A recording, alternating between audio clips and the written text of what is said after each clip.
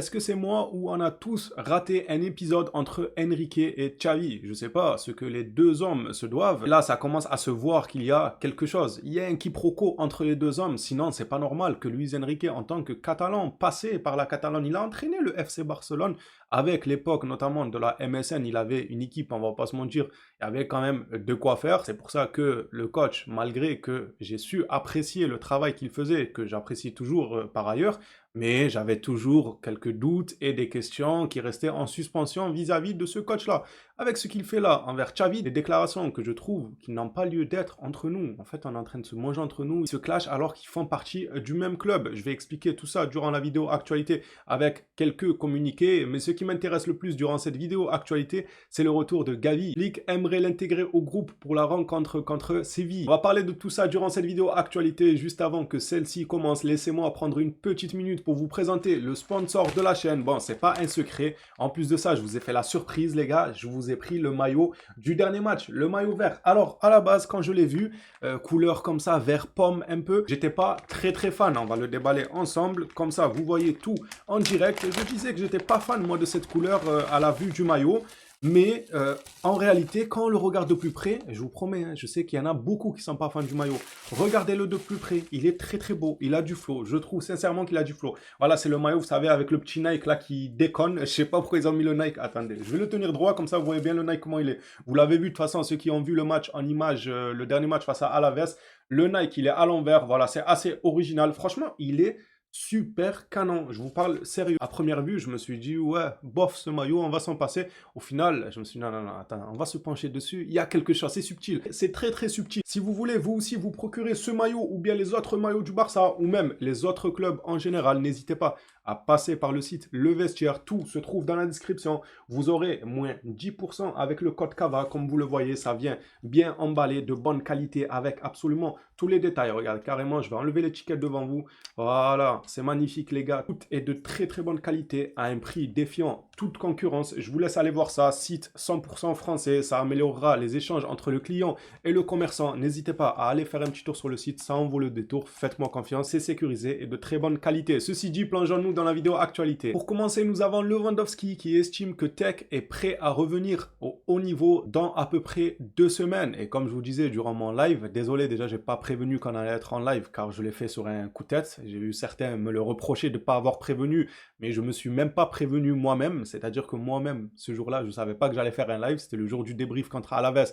Le soir, on a passé une petite heure en live, ça m'a fait plaisir. Reprenant ce que je disais, Lewandowski dit qu'il voit son ami Szczęsny prêt à jouer dans 2 semaines, donc l'équivalent de la trêve hivernale. Le club a été surpris par sa bonne forme, même s'il a été détecté et qu'il avait besoin de retrouver ses sensations de gardien.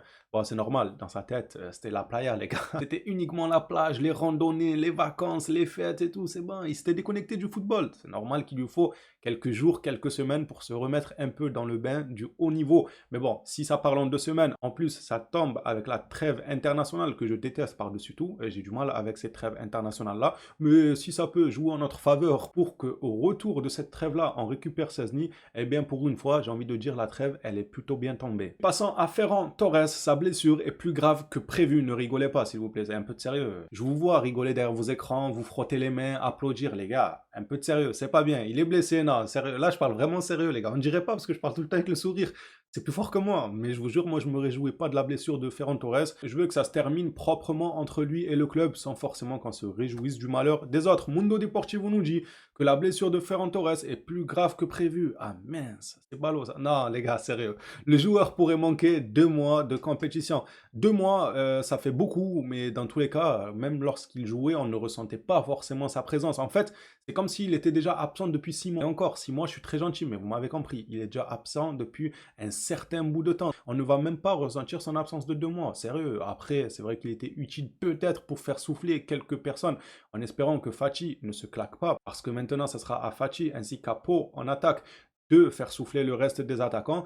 Mais si eux, ils venaient à se blesser, croyez-moi qu'on n'aura pas grand-chose sous la manche pour remplacer nos attaquants titulaires. Donc peut-être qu'on sentira l'absence de Ferran Torres, mais permettez-moi d'en douter. Pour moi, on ne va pas la ressentir. Encore et toujours avec le dossier Ferran Torres, Sport nous rapporte que Ferran Torres est une figure respectée dans le vestiaire. Rien que ça. Pourquoi pas? Car il se donne toujours à fond sur et en dehors du terrain. Oui, on le voit. Ben oui, on le voit que sur le terrain, ils se donnent à fond comme Rafinha, comme Pedri, comme Lewandowski ces derniers temps depuis le début de saison. On le voit faire Antoine. Non, mais faut arrêter de nous bluffer, les gars. À quel moment ils se donnent à fond? De plus, il passe beaucoup de temps avec les jeunes joueurs. Il leur donne notamment des conseils, il les soutient et les écoute. Je comprends pas, il est psy, il est conseiller, il est directeur sportif. Mon frère, on t'attend sur le terrain. Mais tu m'étonnes que t'es nul sur le terrain si tu joues au conseiller, tu joues au psy des jeunes. Et en plus, par-dessus tout, je comprends maintenant pourquoi les Gérard Martin et tout, ils sont nuls lorsqu'ils rentrent. C'est parce qu'ils écoutent les conseils de Ferran Torres. Tout s'explique, les gars. Dominguez, je sais pas quoi, là, le décès, là, la merguez. Bon, il est jeune, ils ont encore tout l'avenir devant eux. Je veux pas les enterrer maintenant, moi, ces jeunes joueurs-là. Mais s'il vous plaît, arrêtez d'écouter les conseils de Ferran Torres. En plus, Sport qui nous sort ça comme si de rien n'était. Comme si on allait dire, ah, c'est cool que Lewandowski parle aux jeunes, c'est cool que Lionel Messi parle aux jeunes, Iniesta parle aux jeunes, Xavi, ce genre de joueurs, tu peux dire, c'est sympa. Ils peuvent se comporter en tant que mentor pour donner des conseils à des jeunes. Mentor, s'il te plaît, mentor de quoi? Toi, t'es un menteur, t'es pas un mentor en fait. Tu leur mens aux jeunes. Tu leur as fait croire que je ne sais quoi, t'étais important à City, que le Barça a eu un intérêt. Je sais pas ce que tu leur as raconté comme bobard, mais il faut que les jeunes arrêtent de t'écouter pour le bien de tous, vu leur niveau qu'ils affichent à chaque rentrée. Passons maintenant à des nouvelles qui donnent un peu plus le smile. Mundo Deportivo nous parle de Gavi. Hansi Flick envisage d'inclure Gavi dans le groupe pour le prochain match contre Séville. Alors, inclure dans le groupe, ça ne veut pas dire qu'on verra Gavi jouer, même si c'est possible que Gavi joue une dizaine de minutes, ça serait pas déconnant, histoire qu'ils se remettent en jambes petit à petit. Mais pour être titulaire, je pense que ça va être très très juste. À mon avis, Hansi Flick essaye de le remettre le plus rapidement possible dans le bain pour essayer de le faire jouer un peu plus contre le Real et notamment aussi le Bayern. Les matchs là, Real-Bayern, il essaiera, je pense, de le faire jouer un peu plus qu'un petit quart d'heure, genre 20-25 minutes, car c'est un joueur qui peut apporter énormément dans l'intensité lorsque le groupe commencera à fléchir un peu, à baisser en termes d'intensité et que la fatigue grandira dans les troupes. Il balance un Gavi, c'est une pile, le gars. Il va te courir partout sur le terrain. Je pense que c'est le but d'Hansi Flick. De toute façon, on verra ça au moment venu. Pour terminer cette vidéo actualité, on va finir par les déclarations de Luis Enrique dans son reportage ou film hollywoodien ou je sais pas trop quoi, ce qu'il a fait là. Bon, je vais pas m'éterniser. Il a fait plusieurs déclarations. Je n'en ai pris que une parce que je trouve ça très petit. Je trouve que ça se fait pas. Autant nous, voilà, on est des youtubeurs, on est sur YouTube, on donne notre avis footballistique et tout. Mais eux, quand même, ils sont professionnels au bout d'un moment. Ils exercent le même métier, ils savent c'est quoi la pression, ils savent c'est quoi les moyens qu'on te met entre tes mains. Même si j'estime que Xavi a eu des moyens entre ses mains pour ne pas mentir. Ces moyens-là, c'était pas non plus la MSN, les gars, faut pas déconner. Luis Enrique au Barça, il avait Messi, Neymar, Suarez, tranquille, petit. Tranquille, montre-nous voir ce que tu vas faire en Ligue des Champions avec Barcola et tout en attaque, sans manquer de respect à Barcola. Je trouve comme étant un excellent joueur de ballon et un joueur d'avenir très très prometteur. Il n'y a aucun souci sur ça, mais Luis Enrique, moi, il me déçoit. Par ses déclarations, il me déçoit. C'est un coach que j'appréciais. Ce genre de déclaration, je trouve ça petit de tirer sur une légende du club qui est avant tout un ami, qui avant tout exerce le même métier que toi. Donc tu es dans, comment dire, les backstage en fait. Tu es dans l'envers du décor. Tu sais comment ça se passe au niveau de la pression, les complications dans un club qui traverse un moment compliqué et tout. Et tu le fusilles comme ça sur la place publique. Comme je l'ai dit, nous, on est des youtubeurs, voilà. On fait les marioles, on donne notre avis, on trouve que ça se passe bien et tout. Ça reste qu'un simple avis. Ça m'étonnerait que Xavi se lève le matin et qu'il se mette un débrief de cava et qu'il pleure devant son petit déjeuner. Ça m'étonnerait. Par contre, une déclaration de Luis Enrique, Xavi la verra. Et si Xavi décide de répliquer en lui lançant lui aussi des pics et des réponses, pas prêt de s'arrêter à cette histoire. Lisons ensemble la déclaration de Luis Enrique. Luis Enrique nous dit, si vous êtes pro Xavi, à titre personnel, je pense que vous le savez déjà, je ne suis pas un pro Xavi. En tant que joueur de football, oui. En tant qu'entraîneur, loin de là, je vous laisse en départ à tout prix. Vous l'appelleriez le troisième homme après Juan et Pep. Si vous êtes un analyste normal, vous l'appelleriez comme s'il coachait Eibar.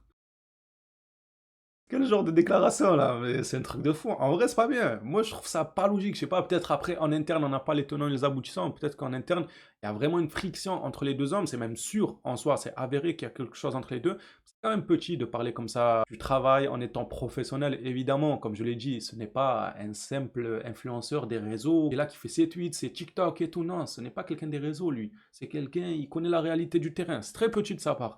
Avec moi, le Barça jouait avec l'ADN. Oui, mais on s'en fout. Au bout d'un moment, tu veux qu'on te dise quoi? C'est bon, c'est du passé. On jouait avec l'ADN en 1808. Tu veux quoi? Quand on lance encore des fleurs à l'heure actuelle, on jouait avec l'ADN Barça, frérot. Tu avais la meilleure attaque d'Europe. La meilleure attaque qui pouvait exister en Europe, tu l'avais dans ton équipe.